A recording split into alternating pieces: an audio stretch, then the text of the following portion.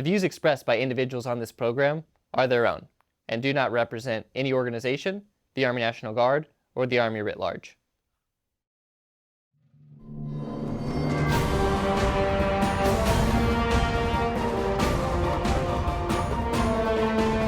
Welcome to Leaders Recon.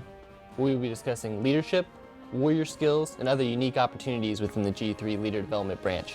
I'm your host, Joshua Carr, and today we're going to be discussing the Army Congressional Fellowship Program with Major Sands. Major Sands, welcome to the program. Appreciate you having me.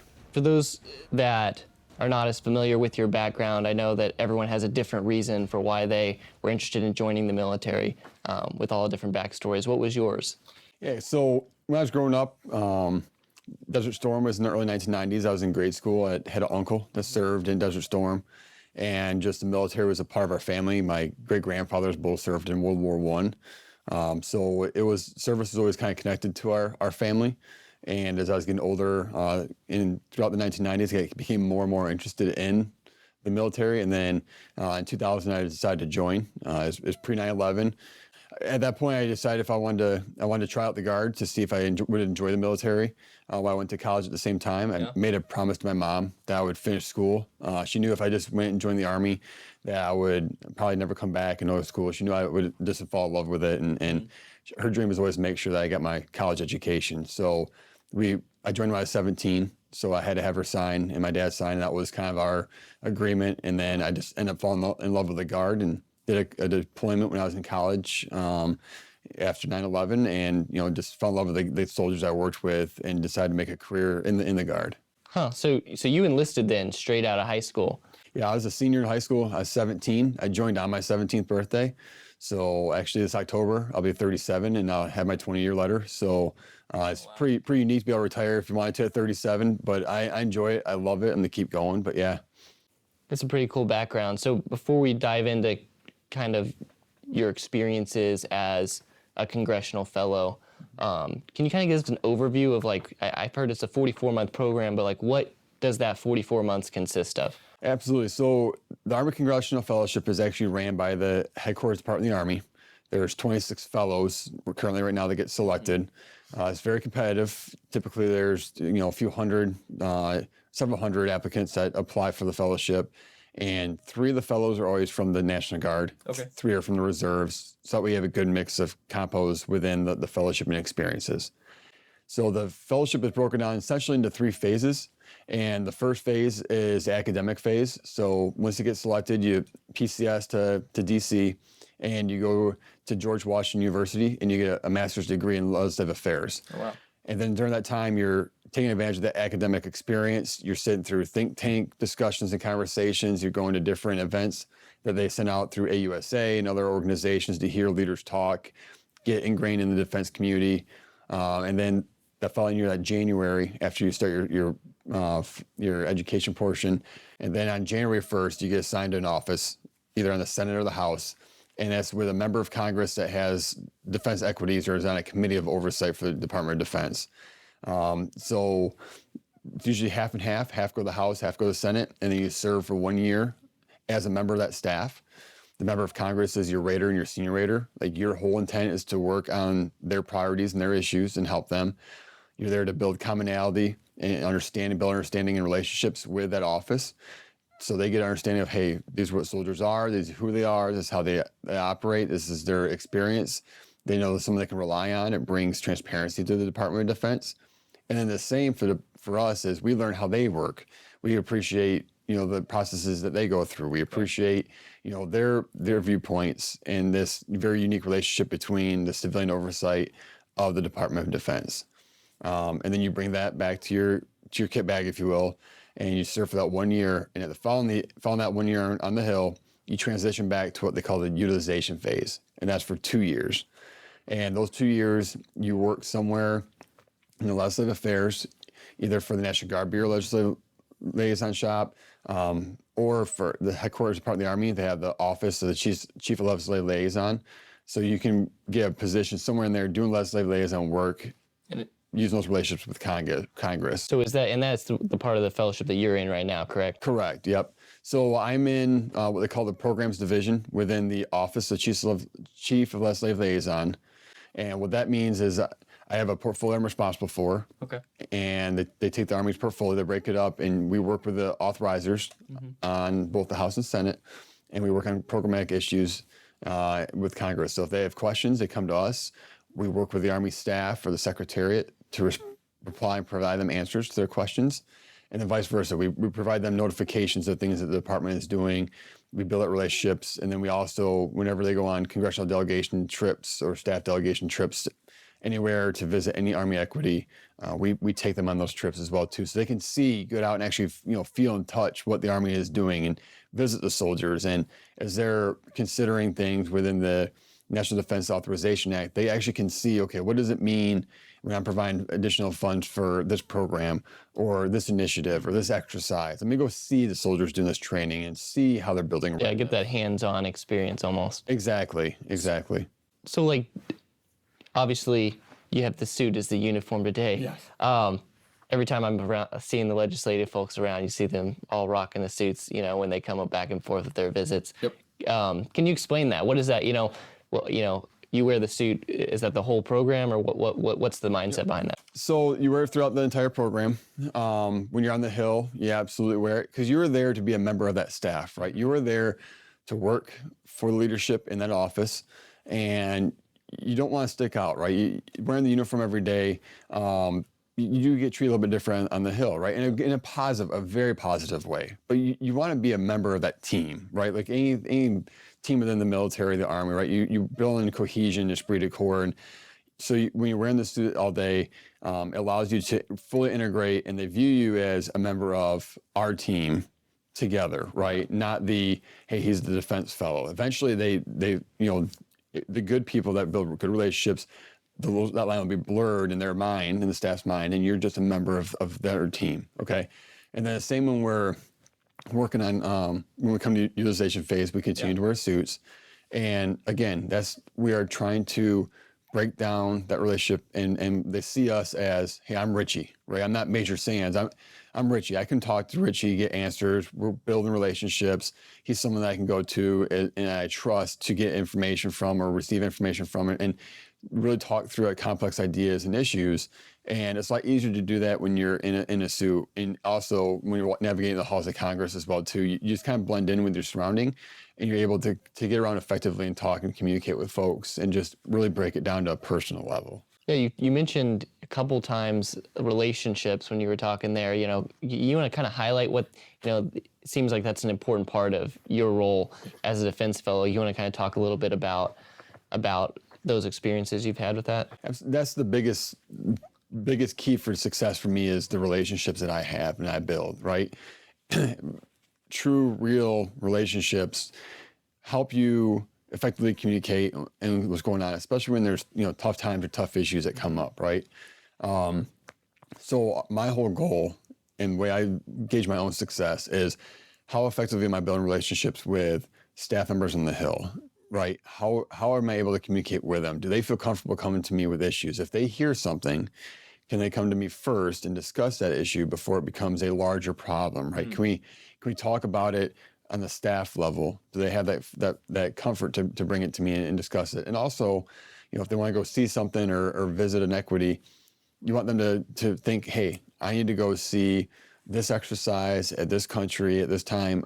I want them to know that, hey, they can come to the Army, request that, because as we go on these, delegation trips with them, we're just fostering that better understanding.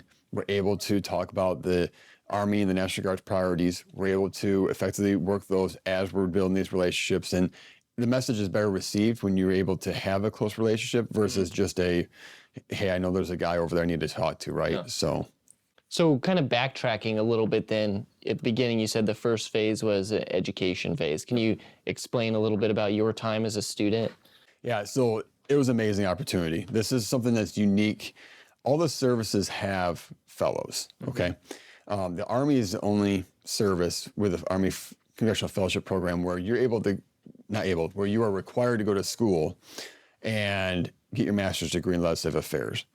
And the program that we go through at George Washington is designed for Hill staffers or those wanting to be a Hill staffer to get a graduate understanding of Congress and how it works. So our classes are taught by former members of Congress, former staff members, current staff members. There's a couple that were former fellows that were in there, former lobbyists, very successful people. And they bring in guest speakers from the Hill. They bring in very senior staff members to talk to you, to educate you, to train you as well too. And then the classes are made up of the fellows, but also, 3/4 or so are actual students from the Hill or those wanting to be on the Hill. Oh, really? So you're getting their experiences. You're in these group conversations in an educational environment, academic environment, where they're talking about their experiences currently on the Hill.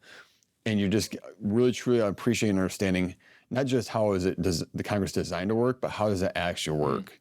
So class was, it was in the evenings to accommodate the Hill staffers that were taking classes. It was located right in Capitol Hill, extremely rewarding. And then when we went to go on the Hill and transition, we had a very good understanding, much more than our peers from the other services, exactly how does Congress work and how can I be effective, and just who are the key players, how are things made up, what's the composition of the offices, what's the difference between the Senate Armed Services Committee versus the Senate Appropriations Committee, what's their roles and responsibilities, constitutionally, what's their divide, and why does it matter to us, and how can we effectively work with them? So it's a very, very unique program, and half of it is required coursework. The other half is electives, and those electives are built. Some of them are built around the defense industry, about the budget process. So when you come away, you're able to talk that language. Like Capitol Hill, just like the Department of Defense, we have our own acronym, right? We have our own acronyms that we can lose people on really quickly. Capitol Hill is no different. There's buzzwords, there's vernacular they use where you can get lost very quick if you don't understand it.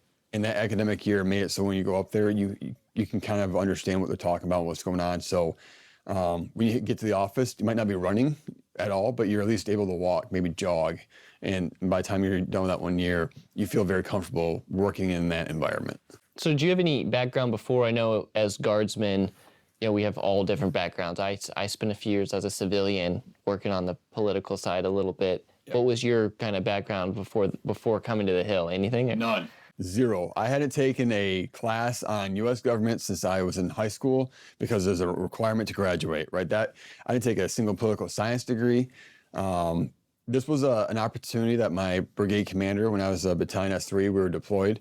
He had worked in OCLL on the Army staff, and he recommended it as a broading assignment. Huh. So he started talking to me about what it meant, what it is. I did some research and realized it's something I was interested in doing for a broading opportunity.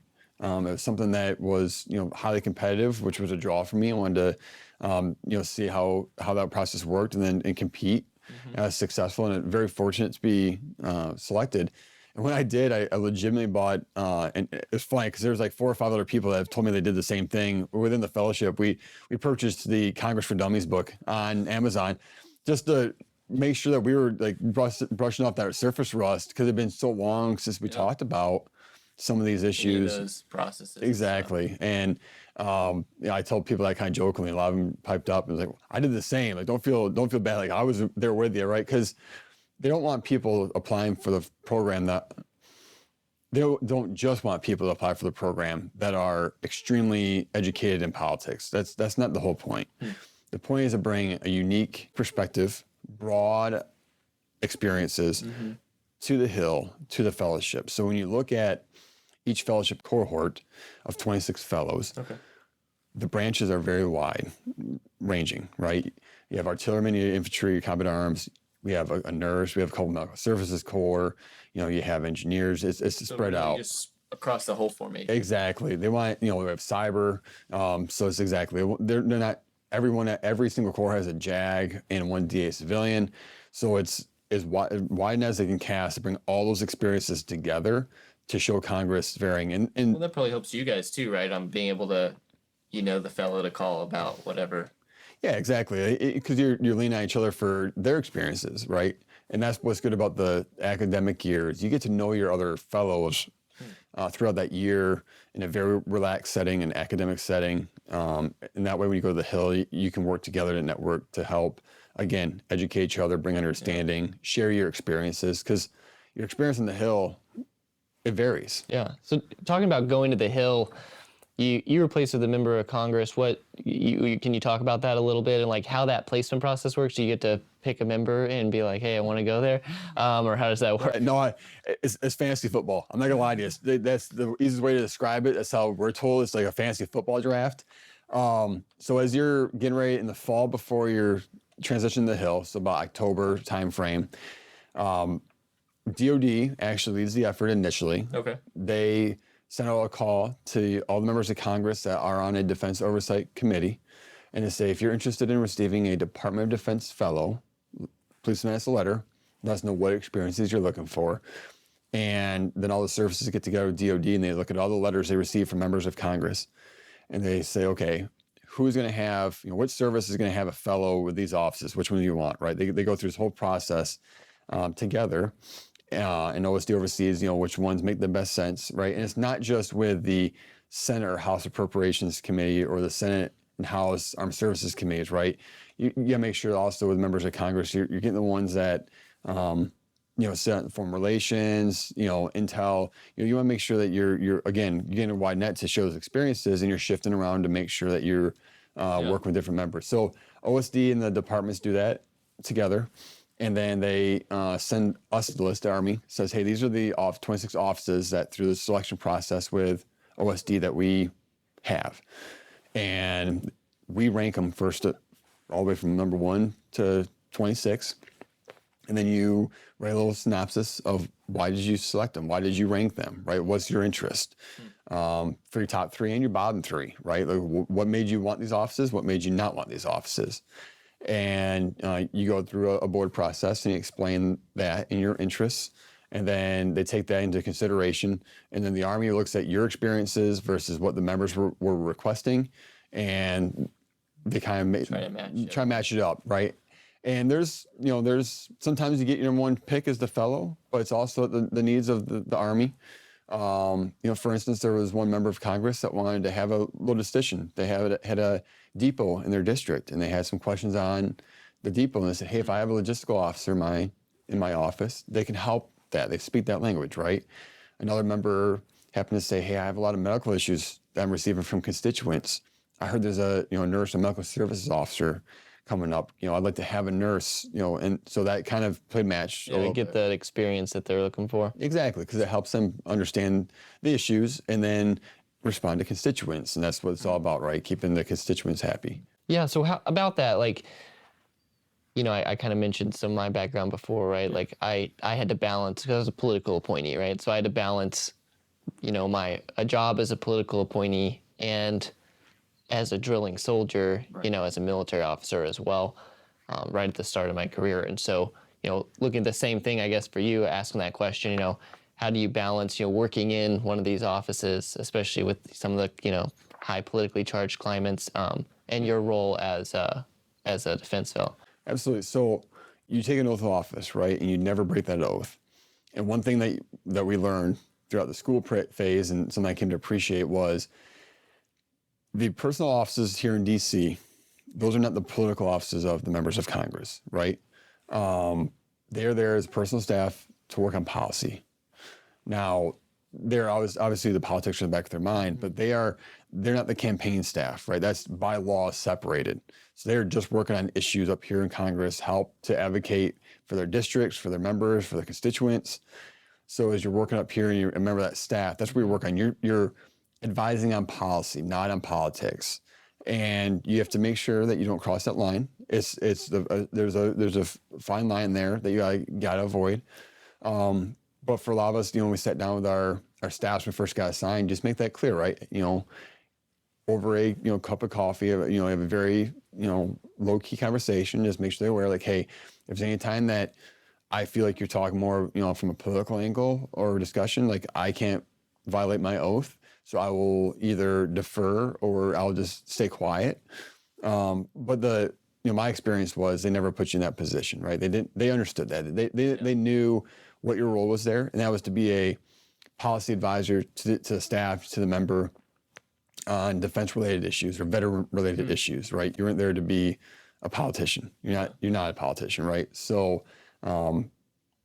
it's it was very rewarding to work with the staffs, and they understood your Yeah. position, and they really appreciate your experiences, and they understand the situation you're in. So talking about rewarding experiences, I'm sure you had a lot of memorable experience on the Hill. What stands out to you the most, or can you give us an example of like one of your most memorable or experiences? Absolutely. So when I was looking to go to the Hill, I wanted to go to an office that was on the Senate Armed Services Committee, because they are the ones that, first of all, this interests me, but they also have requirements for the confirmation process. The Senate, just the way that they were made up, was more appealing to me. The staffs are a little bit larger, so you get a mile deep on issues of understanding, but maybe an inch wide, because there's so many staffers, they can spread out their workload. In the House, the staff's a lot smaller, so you're kind of working a mile deep and an inch wide in your understanding. So I went to the Senate Armed Services Committee, and I also knew, because when I was in the academic phase, that's when President Trump had announced that he wanted to initiate the Space Force. All right, so I knew that the consideration and the policy was going to start with the Senate House Armed Services Committees, right? So I wanted to go to SASC, because it met all the criteria that I wanted.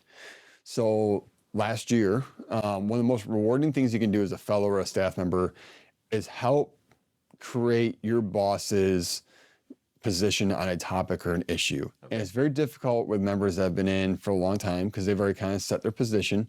Their positions are known, but Space Force was new. And I got to work for an amazing office. I worked for Senator Gary Peters from Michigan. He's on the Senate Armed Services Committee. And Space Force last year, as we had a hearing on Space Force. And as a staff, we really were working with the senator to understand where his thoughts were and educate him and really help craft that position, right? And get his feedback. So it was provide information, get feedback, bring additional information, get more feedback, trying to determine where the boss's position was on certain things, and then sit through the Space Force, the hearing, where it was the Secretary of Defense and the Chairman of Joint Chiefs of Staff. It was amazing to watch that process unfold of having a hearing where they were talking specifically about creating a new branch of the military, right? Regardless of if you wanted to see Space Force created or not, it didn't matter, right? Just the historic process, they hadn't done that since the Air Force was created. So it's like I said, it's once in a 70-year opportunity to getting to be a part of something like that. Exactly. So it was amazing to see that unfold through the legislative process last year. So then, coming off of these experiences, looking forward now, has it changed any of your goals, as a military officer, kind of career path stuff, or how did it affect your perspective? Well, I think there's two different questions there, right? Perspective versus my career goals, right? It hasn't shifted my career goals. I still have a path that I want to see myself on, but I think it's very important to broaden yourself and your understanding, right? To become a professional soldier, professional officer, to think holistically about issues and topics, and then truly understand how the civilian oversight of our military is conducted and done, and their perspective, and how they view things through their own lens, right? And then build those relationships as well too. So, being a fellow and then transition to being a battalion S3 or battalion commander, right? You just think holistically about topics, and you're able to help develop your subordinates as you transition, right? So it hasn't changed my career path. It's enhanced it. It's enhanced my love for the department, for my country. Absolutely gave me a unique perspective, a new perspective, and appreciation for how things in Capitol Hill work. When the cameras are off, and seeing how staffs and members interact and discuss topics, to sit in a meeting. I was very fortunate on multiple times. I got to sit in meetings behind closed doors with the senator, our staff, and then almost every principal leader in DoD last year. And hearing those closed door conversations and through osmosis, essentially, right, just absorbing how that interaction and their thoughts behind a closed door was invaluable to help me develop as an officer moving forward. So it kind of gives into perspective, right? A new perspective, a new understanding, and a true appreciation for the sacrifices and the service that even the Hill staffers make. You don't realize how young they are. Really, they start off very low-paying jobs, but they're very dedicated to their country, regardless of what side of the aisle they're on. They're all patriots, and they all try to do what they think is best for their constituents and for the country. And to see how they start and to hear their stories of coming up and doing unpaid internships, highly educated, very, very, very intelligent people coming up here and taking small odd jobs with a hope or a dream of getting a member to work for a member and build their resume and their career up through that. I mean, it's a very grassroots approach. Several people I worked with last year told me they moved here from California, from Michigan, or from Chicago without a job. They just moved out here hoping to find a member that would give them an internship of an unpaid job so they could build a resume to get in office. It's just something you don't think about or you don't hear about. And yeah, I feel like it's not, really well-known fact, like, hey, who are the staff up there? Talking about that a little bit, I feel like not a lot of people have a good understanding of like what is a staffer on the Hill, and the different types of staffers, personal and professional. Can you kind of give us an overview of, what is that demographic and, how are those two separate? Yeah, so what you have is you have personal staff that works for the members of Congress in their office, and then the committees have committee staff or professional staff members. So the personal staff, again, it's a little bit unique based on the House versus the Senate because the House offices are somewhat smaller. They range from 5 to 10 people in the office that work for the member and all the constituent issues and policy issues, right? So they're very busy. And then the Senate, a little bit larger. I think, 20 to 30 depending on the office, some a little bit larger. What you'll see is the House average age is a little bit lower. It's like mid to low 20s is the average age of a Hill staffer in the House. Oh, wow. And it's, mid to upper 20s, low 30s on the Senate side. I forget the exact statistic, but, it's a lot younger than you think it is. So you were like an old man then on the Hill. I was definitely an old man. Yeah. There's a couple, some of the senior staff members or, the chiefs of staff and such, they have a little more experience, kind of like what I do. But yeah, when you're blending in, you're a little bit older, but you just gain a different appreciation of, when you're out in the force and you have a delegation come visit you, tour you, right? Whether it's a congressional delegation or staff delegation, it'd be easy for a senior leader in the Army to see these very young staffers and just have that perspective of, it's just a young person, right? Having done this now, complete appreciation and understanding of how extremely intelligent and smart they are in issues. There's staff members that I would take up against senior 06s and several general officers and say they could hold the water, if not do better in terms of talking about issues with multi-domain operations, the national defense strategy. They have a very holistic appreciation and understanding of the issues. Modernization efforts, acquisition process. Like, it is incredible to hear how quickly they pick it up and how much they understand and know. So that's the personal staff for the members. Professional staff, they are a lot more experienced, right? Again, they have policy, they have portfolios within the committees that they manage. Their age, I don't know the average age, but it's higher. A lot of doctors, PhDs, doctorates. You have former political appointees from the Department of Defense to go over there and serve as a professional staff member. You have a lot of retired, 06s and above. They get hired in after they've done some legislative work or whatnot.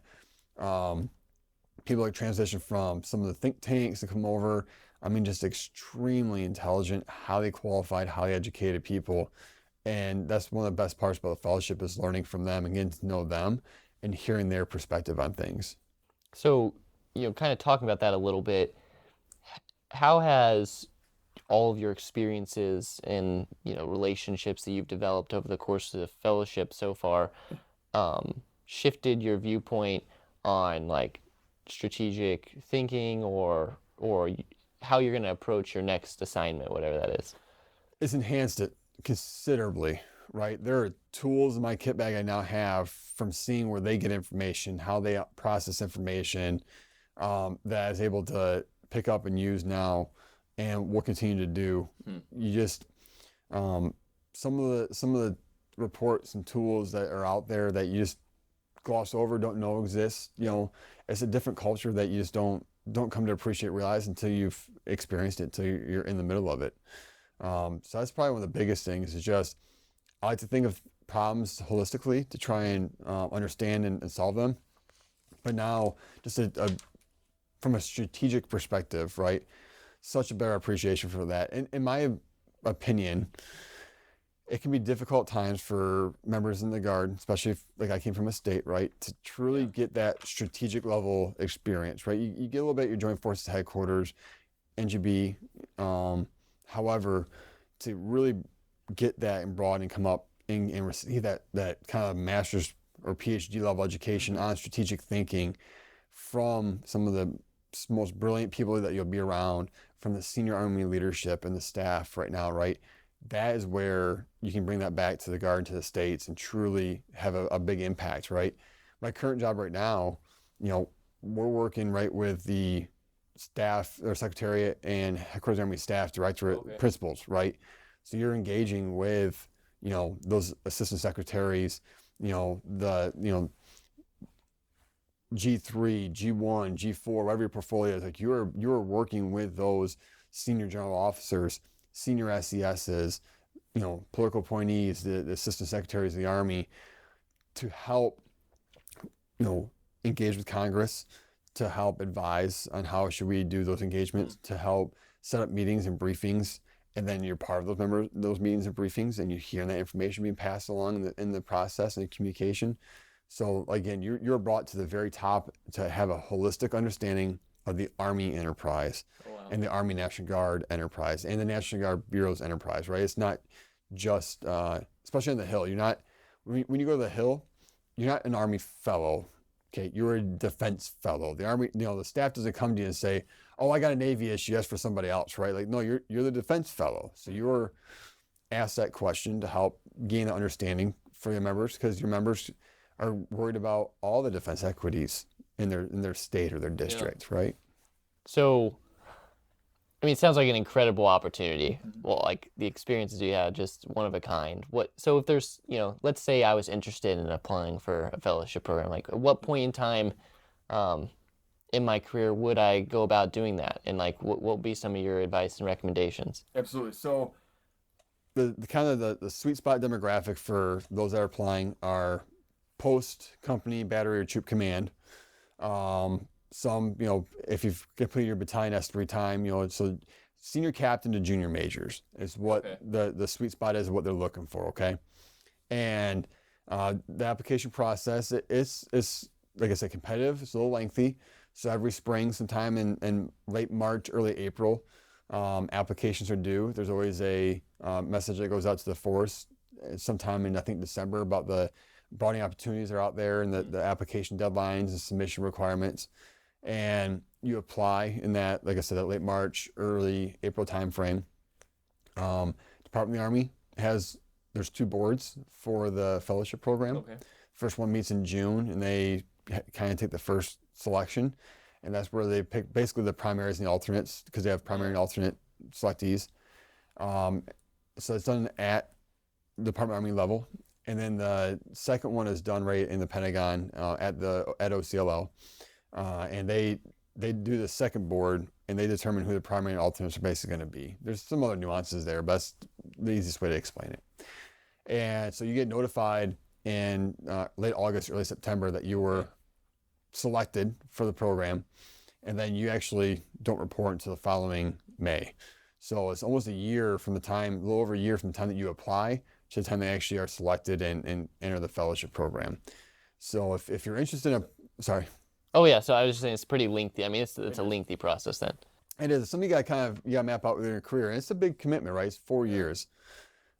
It's an invaluable 4 years. Everybody looks at it as saying, 44 months. Like, that's a big time to step away. I need to be a battalion S3 and battalion XO, and then a brigade S3 to be successful on, the combat arms side, as an example.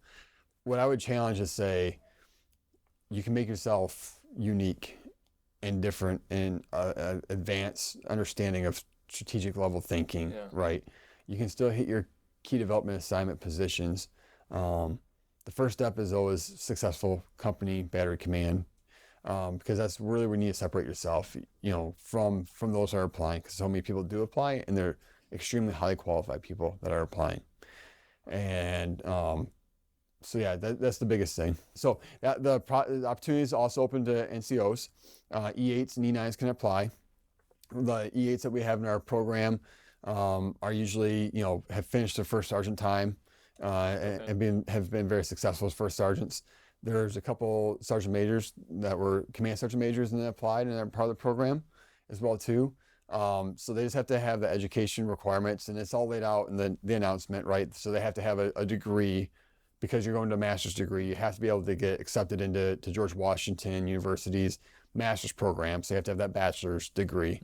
Mm-hmm. But other than that, the requirements are pretty much the same. So about that, like kind of talking about the packet, and I mean, it's a really competitive process, it sounds like. What are some of the things that you would give advice to both, NCOs and officers on things they can do to set themselves up for success? Maybe they're a little bit younger in their career, it's something they're looking forward to. Mm-hmm. What are some things that they can do to, set their resume apart, per se?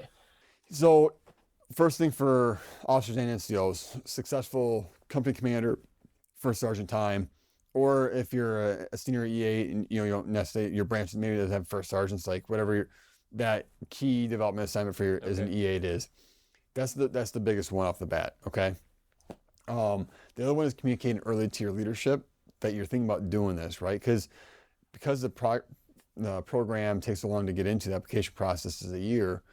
You can be in the middle of your company command time, and if you're successful, if you have set yourself apart from your peers, you can talk to your leadership about, hey, I'm thinking about applying for this program after I'm done here with my company command. That's one part, right? Because you're going to need 5 letters of recommendation, and those letters really help. That's a big piece of the determination of who you are, what those letters have to say. So you're gonna need to have, from us, you have to have a letter from the adjutant general. That's what I was gonna ask. Where do those letters come from? Are they all military? Are they military and? It can be both. It can be both military and civilian. Okay. For the National Guard, your adjutant general needs to be one of them. You have to have one from your command. So what I recommend is brigade. It just says from a commander, so I recommend brigade commander, because the more senior, the better. I like to say, as I'm advising some soldiers, right, the more stars, the better the letter. The more senior the person is to talk about your potential to be a future senior leader, because that's what, if you read the AR that outlines the broadening assignments, this one is developed for those that have potentially be senior, future senior leaders. So you need someone who is a senior leader to say that you have potential to be a senior leader, right? Okay. That's the best way to explain it. Also, for members of the Guard, because we're very connected, letters from your congressman or senator are absolutely acceptable, very highly encouraged if you have a relationship as well too, to help out. And because it's the Congressional Fellowship program, they can speak to that and how they would utilize you or whatnot. Or from your governor. So I know that for those that have applied, it's not just AGRs. In my cohort, the 3 National Guard officers that are members of the fellowship program, 2 of us are Title 32 AGR from the state. One of us is a typical, MDA, Title 32 MDA soldier. So there's a little bit of both then.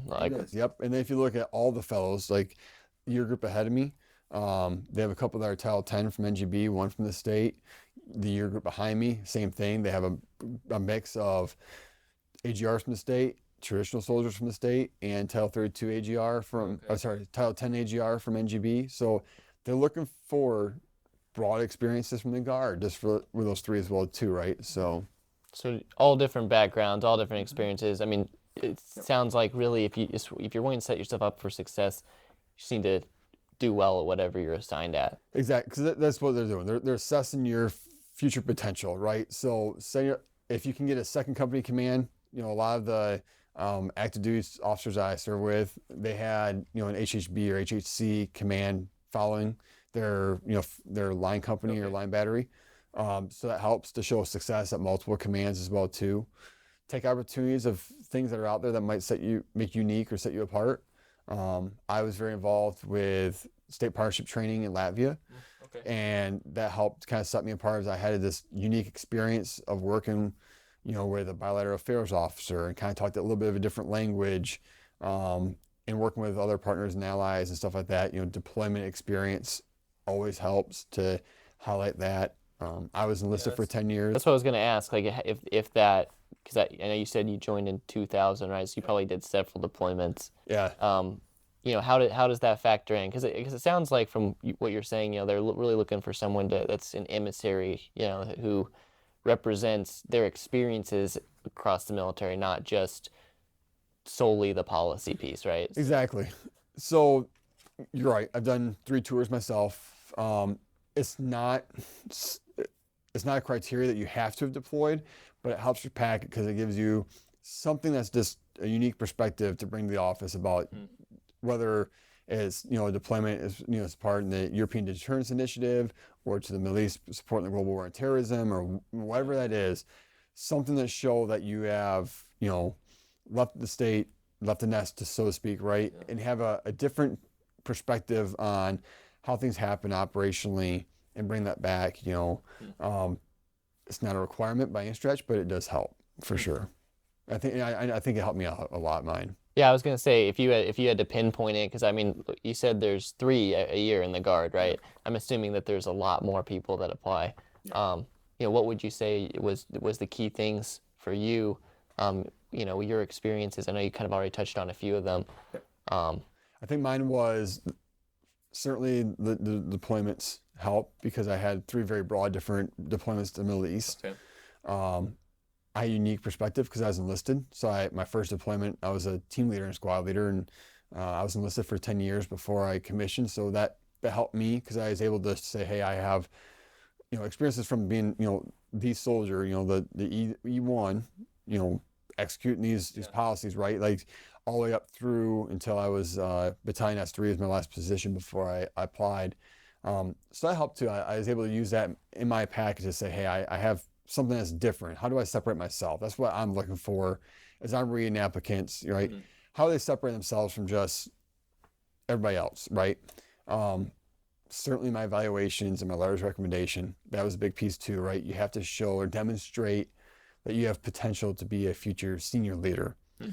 And part of that is what's written in your evaluations and your letters of recommendation.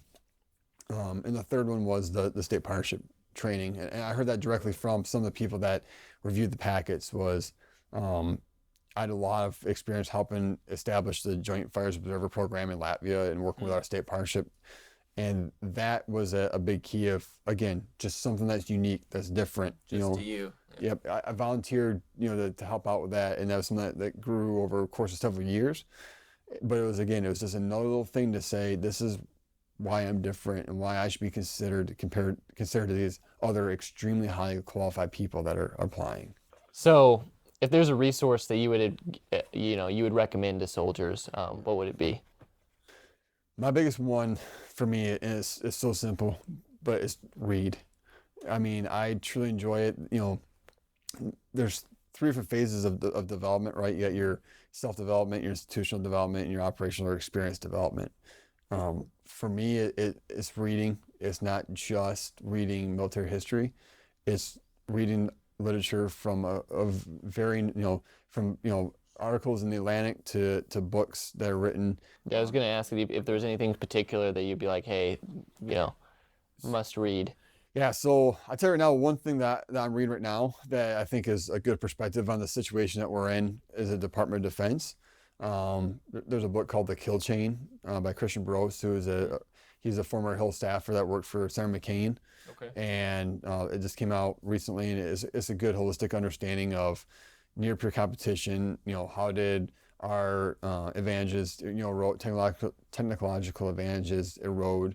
How did the wars in the Middle East impact our readiness and impact our focus in terms of Russia and Chinese threats? But there's other books out there too that you just go through and you get to look at holistically, and there's several commanders lists, right? But it's just having a worldly understanding. And then also, it sounds simple. Again, it's something you taught, at your commission source, OCS or ROTC or whatnot. But, current events, like so much is happening in our world right now, and it's happening so fast.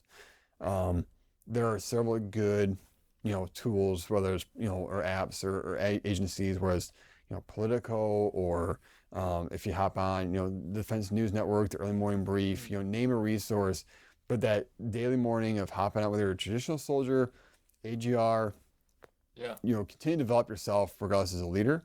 Part of it's just understanding what's happening around you as well too. So those are the two things that I always stress to my folks. Now, second part to that question, I guess, which is if you had one piece of advice for a junior leader, NCO officer across the formation, what would it be? So for me, your people are your best resource, right? Having seen how the other services operate versus the Army and the Army National Guard and National Guard, holistically, both Air and Army, our people are number one resource. And soldiers are the best lie detector test I've ever met in my life, right? They know when someone is being real with them, when they're being genuine, right? As a young leader, listening to your soldiers, the E4s need, E1 to E4 sometimes have the best ideas. Listen to your non-commissioned officers and learn from their experience. Like we've had so many deployments and they're fading, right? Number of deployment, you're seeing a lot more lieutenants and captains that haven't had a deployment experience. Yeah, I mean, I'm in that boat. I've never had the opportunity yet. And that's not their fault. But you have NCOs that are extremely experienced, right? Pull that from them, right? And just be genuine with them, right? Show that understanding of hey, yes, you're in charge. You're the leader. You're the platoon leader. You're the XO company commander, whatever. But when you're genuine and you really show them that you care and you're listening, and then when you provide that guidance, right? Like you build that relationship with your subordinates to a point where you're able to effectively communicate, relate to them. It helps out immensely. And that's the biggest thing for young leaders right now is understanding, hey, I don't have the opportunities that some of these NCOs or soldiers did. How do I draw that from them? And it's very similar to when I joined in 2000. You had you had a few Desert Storm vets still walking around, and you really latched on to hear what they had to say based on their deployment experience from Desert Storm. But a lot of the company grade officers didn't have that opportunity, so they didn't have that experience. And when we deployed our first time, we relied heavily on them. So just use them as your resource. So another thing I would recommend to young leaders about too is volunteer. There are so many opportunities out there that you need to take advantage of. Okay. Whether it's trying to volunteer to help out, taking additional orders if you're a traditional soldier, like hopping on orders to help out with exercises, participate in training outside of a traditional annual training, trying to get involved with your state partnership program if you wherever that may be and what you do with it. Opportunities potentially with deployments. Look at the broadening opportunities that they have, not just for like the fellowship program, but there's other things out there where you can go work down at the Warrior Training Center in Georgia, right? As an example, and you can get some very unique schools, right? Like try new things to help add more experiences to your kit bag. And a lot of that is just raising your hand and saying, I would like to do that. I can show up and do more, whatever fits in your schedule. I know it's difficult depending on if you're a student or your civilian career, but whatever you're able to do, that'll help you on both military side and your personal life as well too. Sir, thank you so much for coming today and sharing some of these incredible, unique experiences with us. Tune in to Leaders Recon over the next few weeks as we bring in today's leaders and pioneers to discuss their experiences, share their wisdom, and help you grow as a leader. We will also be announcing opportunities for you to sharpen your skills and expand your toolbox as a member in today's Army National Guard. See you next time. If you would like more information on any of the topics discussed today, please visit our social media pages in the links below.